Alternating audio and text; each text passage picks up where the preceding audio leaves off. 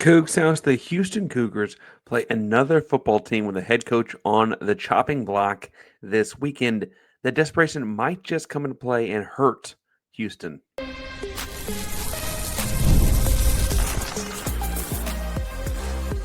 You are Locked On Cougs, your daily podcast on the Houston Cougars, part of the Locked On Podcast Network, your team every day.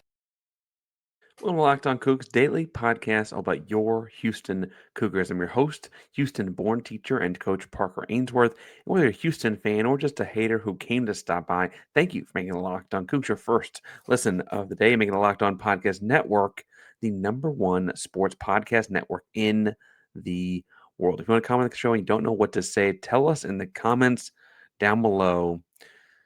Just in honor of TCU, what is the weirdest corn dog you've ever seen or eaten?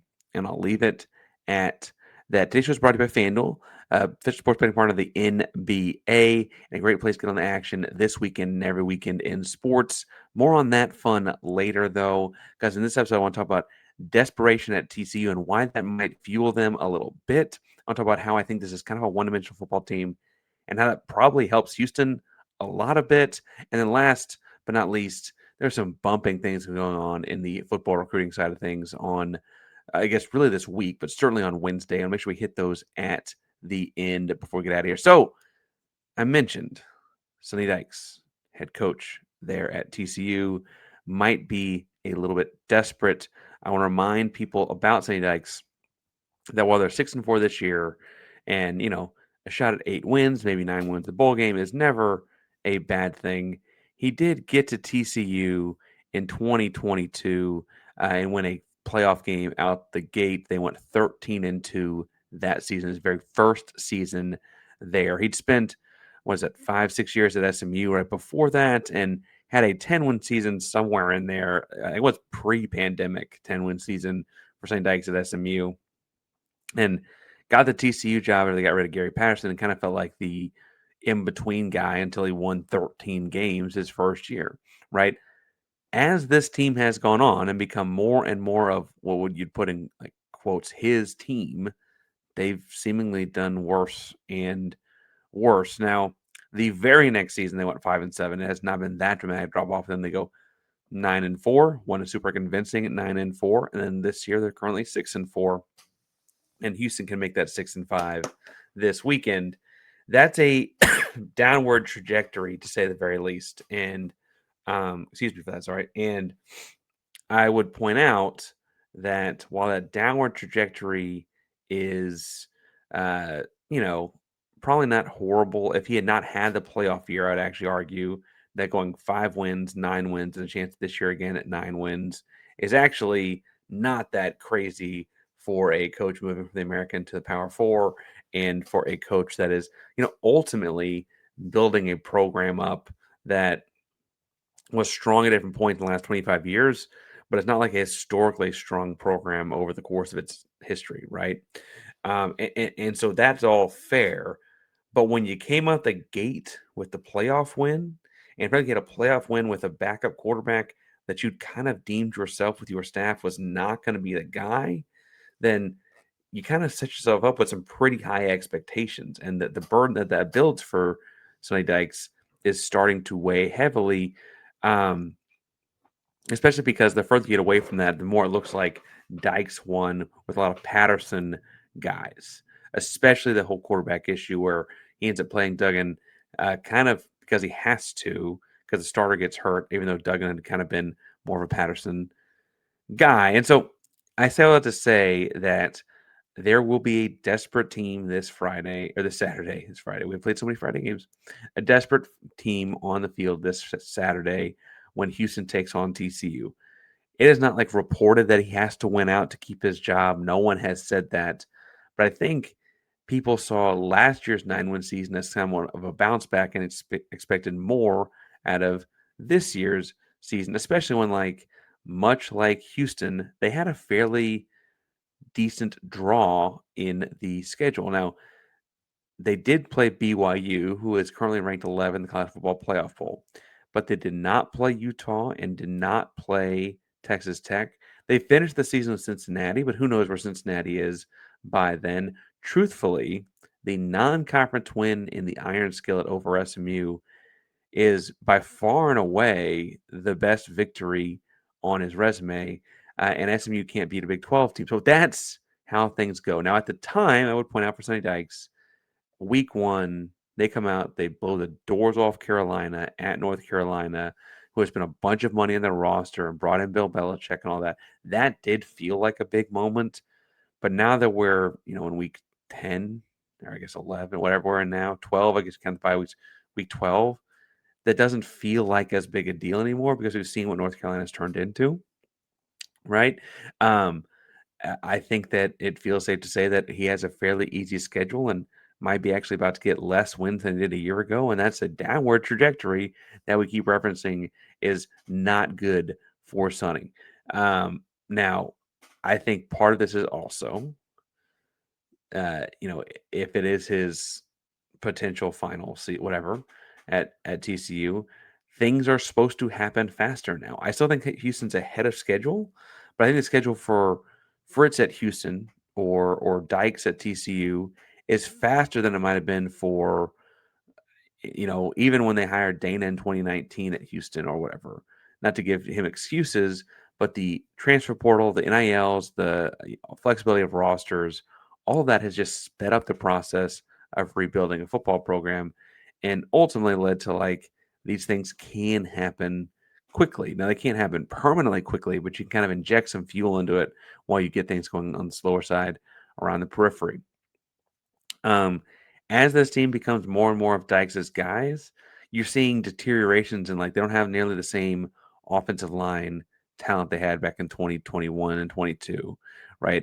Certainly not you go as far back as that Rose Bowl year, right? They had a healthy offensive line. 2022 was a big part of it, but the rest of the line, even health aside, did not look like a healthiest version of this TCU offensive line. You see in the trenches on the defensive side too. You see with the speed of the safeties. TCU's had some strong receivers, so I don't want to act like it's not happening or like it's every single position all over the field. But I do think it's interesting that it's only happening a handful of spots here. Now, does desperation help them? Yes. I absolutely think a desperate TCU helps them. I would also point out Houston has not lost a game on the road, but they lost two of them at home, and that's not great, right? That's bad actually, especially when they only played 5 home games thus far, and they're 2-3. That ain't great. I think a desperate team though plays for Sonny Dykes in a different way because these are all Dykes' guys. He's recruited at this point in 2025. He got there for the 2022 season. He's recruited all of the guys on this roster, the transfer portal or high school ranks, to be on this roster right now. They all signed up to play for Sonny Dykes and are now playing under him at TCU. Right, this is a fully Sonny Dykes kind of team and program, and it's proven to be much less successful than it was previously. Even though, much like Sonny Dykes is going through now, Gary Patterson kind of built his own prison of sorts. He built up a national program in the teens that did not work that way in the aughts and meant he got fired or in the 20s. And that was not correct. No, not right. But he's done that, and then now Sonny Dykes is kind of dealing with the aftermath, something very similar in a much faster paced college football environment. The only real argument I've seen thus far from TCU folks, and I texted Darian, I texted others that I know that cover the program, are you hearing this? The best argument I've heard so far is we can't fire him. There's so many jobs open right now. We won't get a good coach to replace him. There's just too many good jobs. I think that's a really bad reason not to do this if you're them. And frankly, if he wants to keep his job and he wants to tell his players that we're playing for something bigger, keeping his job would probably require winning this Saturday.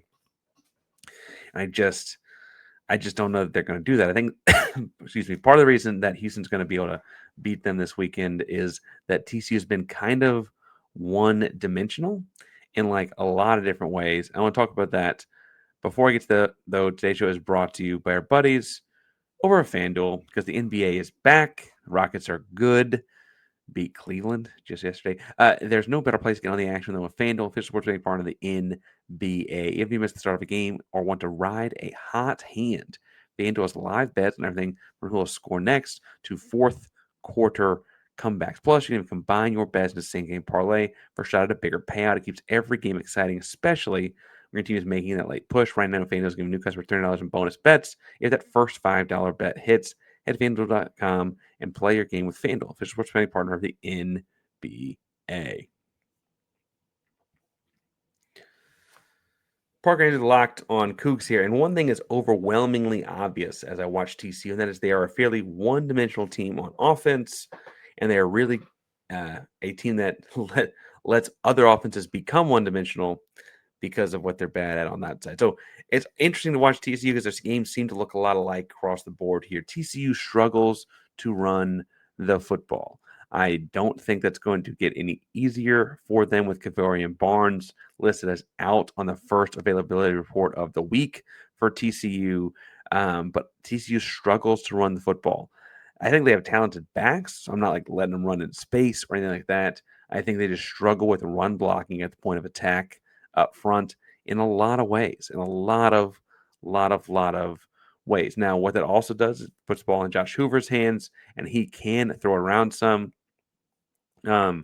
I would point out that he has thrown 23 touchdowns and 6 interceptions, and he's only, he's got 2,800 yards, 64% completions, etc. His air yards on his passes is shorter, I think, than people realize. But regardless, he's done some damage through the air, right? It's not like they're scoring 0 points. They've got 6 wins presently. Like they're a decent football team. I think, though, when you factor in that they have trouble running the football and you factor in that Josh Hoover will throw at the wrong team on occasion, Houston's DBs have to be licking their chops and very, very excited for this football game because I think Austin Armstrong can call a defense that's entirely based on stopping the pass, entirely based on stopping the pass, and just kind of trust the reactions of his defensive front to stop the run. I just think this kind of game where it's almost an easier game plan for Armstrong because it's a talented opponent, no doubt, but I do think they only have one thing they can do, and they can't do the other thing very well at all. Now, what's that thing they do is they throw the ball to a guy named Eric McAllister. That dude's really good. And I will say, as good as Josh Hoover is, I don't know if he's as good as he is if number one is not out there catching footballs from him, right? McAllister is on track to have well over 1,000 yards this season. He's currently at almost 9.5 or almost 90. He's almost at 950 yards with 2 games left to go in a bowl game. He's getting 18 yards a catch. He's got 8 touchdowns. His ADOT is high. His YAC is high. He's just a really good wide receiver. Eric McAllister is their guy. And I think if I'm Houston, I probably go with Latrell McCutcheon and some over-the-top help as well. I could see situations where you're on an island because that's just what happens in a football game. But that would be, I think, my bait. What I would be trying to base as much as I could out of just to get some stuff going there. Now, as far as other guys to keep an eye on in this football game, they do have another star receiver in Jordan Dwyer who has good statistics. He's got almost 50 he's almost at 50 catches. And like I said, he's got his own 620 yards through the receiving, so through the air as well. The interesting thing to me is the dramatic drop off in production for a pass happy football team between 2 and 3. The next highest receiver for them in terms of total receptions is DeAndre Rogers, their tight end. The next highest receiver in terms of receiving yards is Joseph Manjack. The gap between second and third in total catches between Jordan Dwyer and DeAndre Rogers is 48 to 29, pretty substantial. The gap in yards, receiving yards between second and third between Jordan Dwyer and Joseph Manjack is 621 to 397. Again, pretty dramatic. Now, I think that's because, honestly, when you talk about like third read kind of guys, those shorter routes, the ones that they're going to put Manjack in as relief, or the ones they're going to put in their tight end as relief, I don't know that Hoover's got the time to get to those always. I think that's why he's just like, McAllister's down there somewhere and just chucks it, right? I think you see that more often than not because of it. I think Houston's defensive line is going to have a good day Saturday. And what a great way to send Carlos Allen out on, right? I think that that's going to be a strong day for the group. Now, I mentioned the running backs earlier and how I don't think I think they're good. I don't think that they're necessarily getting it the best chance because they don't have like a bunch of holes. Kavarian Barnes is much better for them, but he's only played 7 games, and it looks like he's listed as out for this week as well. So that may actually hit that room even harder because that Trent Battle actually, I should point out, technically has more touchdowns. He's the 6'1", 200-pound running back that I think is getting more like 5 yards a carry. If I'm being completely honest, that seems to me to be more a function of when he was in the game early in the season. As the lead guy, it's a little bit different, right? It's a little bit different. Now, if I'm looking at what the one-dimensional things go the other way, I actually think that TCU's had a lot of trouble with running quarterbacks this year. Bear Bachmeyer last week had a field day with them, but Avery Johnson at Kansas State did as well. I don't think of Rocco Becht as having a prolific running attack necessarily, or anything, frankly, of um, anything of the sort. He did get 20 yards on 4 carries against these guys, though. Like, they just have trouble when that's an option. And so I think that that means that you'll see Houston do some things with Connor Wegman that they've been doing all year and have some pretty big success in those areas, right? Now, what does that mean for the other guys on the team? I think that once you start seeing Houston attack them with that, and Houston will feel like they spam that almost, right? I think that'll be okay to say the very. I think they're okay spamming that, right? So be ready for that. I also think as we look at this, once they've adjusted to that, you could see someone break out. That's Amari Thomas because they got a great connection in RPO games. You could see the running backs get loose because they have to go zone read or power zone or the power read, I guess I should say, point out more often, right? Where they run the guy across quarterback's face and he can, like old school Baker Mayfield, keep it. I think that Houston's going to have a lot of fun with that kind of stuff on offense. This will not be a high scoring game, I don't think. Over under at FanDuel's at 54.5. I think that's probably appropriate given that Houston will want to run the football. I think Houston's defense will have a good day. I'm picking this one at closer to 24-17. If you told me it was 24-14, I could see that too. Um, I I don't even know that Houston necessarily gets 3 touchdowns and a field goal. It might be like 3 field goals, 2 touchdowns, a 2-point conversion, something like some combination of all of it or whatever. I just feel like Houston's going to be able to move the ball at times. The biggest thing holding me back thus far is actually the Houston coming back off of a bye week thing. Bye weeks for what feels like my whole life, but I guess technically has not been my whole life. It feels like that's kind of a plague on Houston for whatever reason. Doesn't matter the coach, doesn't matter the program, doesn't matter the year.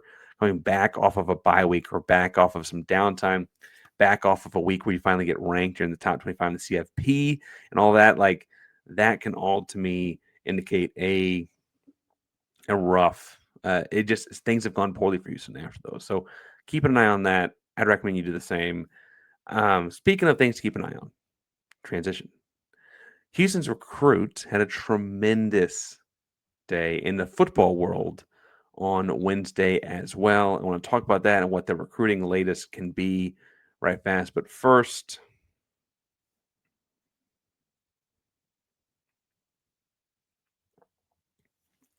Locked On Coogs, Parker Ainsworth here, part of the Locked On Podcast Network, the #1 sports podcast network in the world. Okay, listen, on Wednesday, Houston went into Wednesday with one of the highest ranked quarterbacks and a 3-star running back in their 2026 class. They left Wednesday with the highest ranked quarterback and a 4-star running back in that recruiting class. That's a pretty strong day, right? That's a pretty strong day. Now, they also pulled in another big defensive lineman. We talked about Isaiah Broughton some and how I think there's a lot of high upside there because the family ties to pros and so on. I think those are all good things. But as Houston approaches what sounds like a busy flip season, especially as you read, they have a bunch of 2026 and 2027 recruits coming to the TCU game this weekend. So it show out in the stadium, be loud, and get all that done too. Like love them up, guys. Um, I think it's important to note that uh, John Hebert and Keisean Henderson are seeing themselves rise even farther, and frankly, in ways that feel antithetical to what we typically think of as happening to Houston. We've talked before about how, honestly, when people commit to Houston, if they have SEC offers over, they kind of get dinged in the recruiting process. Or if they commit to Houston, have Big Ten offers, they kind of get dinged in the recruiting process for choosing Houston over those other ones. This feels like a moment where actually they might have been dinged for being on Houston's radar in the first place, if at all. Now, Iber's got like 7,000 high school rushing yards. Literally, that's not really an exaggeration. It's just a round number. Crazy, crazy, crazy. And Keisean had prolific stats throughout his 10-game season of himself. But the future backfield of the Houston Cougars looks pretty strong all of a sudden. I would point out that there are also going to be a lot of moves made in this class before it's done. I don't think Hebert or Keisean are the two or anybody moving. I think they're both very much locked in, and it doesn't take very much deep diving to see how much those guys are into loyalty, playing for Houston, putting Houston on their chest and helmets, etc. Right? I would look though across the board that there are other high-profile recruits looking at Houston that are going to still get recruited by other schools. We just mentioned Houston's got a bunch of athletes coming to this weekend's TCU game. Other schools are doing that with Houston guys too. Until they sign the dotted line, they go on visits, then go on visits, then go on visits, right? I would also point out that there are Houston recruits of all kinds of profiles that are committed to schools that don't know who their coach is next year. And I don't think a coaching change necessarily means the kid commits, decommits, whatever. We've seen it happen a lot, like Penn State or whatever, right? But I do think if it's not uncommon, I guess, at first, and that kids will wait to see who the new hire is, right? So, like, if you were committed to Florida or Oklahoma State, you might not back out of your commitment once they fire Napier or Gundy. But if you wait to see who the next guy is, see what the offensive system is going to be, what assistants he's going to pull in. Maybe you were really connected to an assistant coach that is on that staff as your recruiter.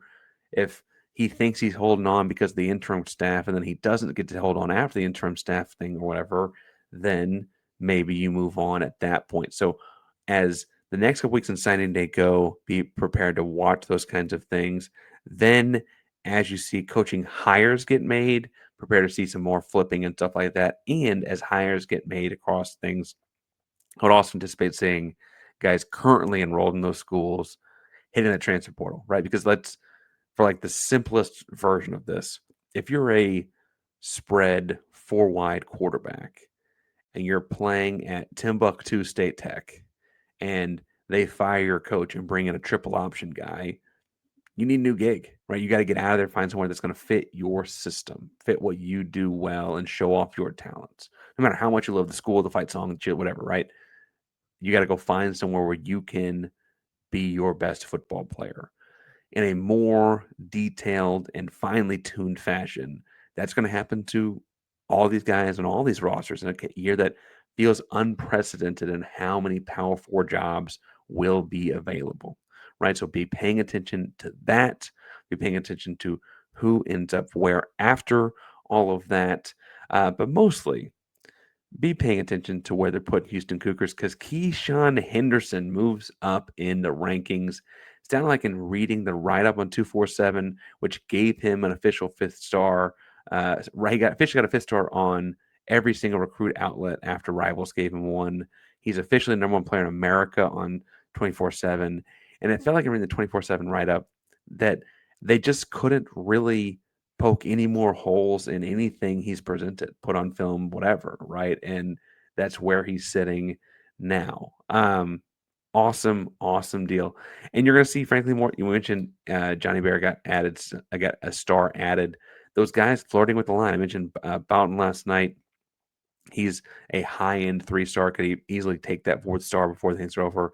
As evaluators watch more video, as evaluators watch more game, see guys more recently, etc. That is not uncommon to see right now. So keep an eye on all of that and all of those things going as well.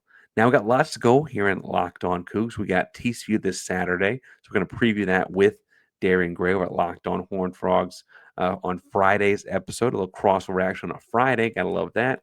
We also have a basketball game. Houston plays Ryder, which is a school apparently. So we'll talk about that some as well. We'll be live for a brief second after the game. Houston and Ryder probably a big 30-minute post game. We'll probably be on for a few minutes afterwards. Make sure you subscribe.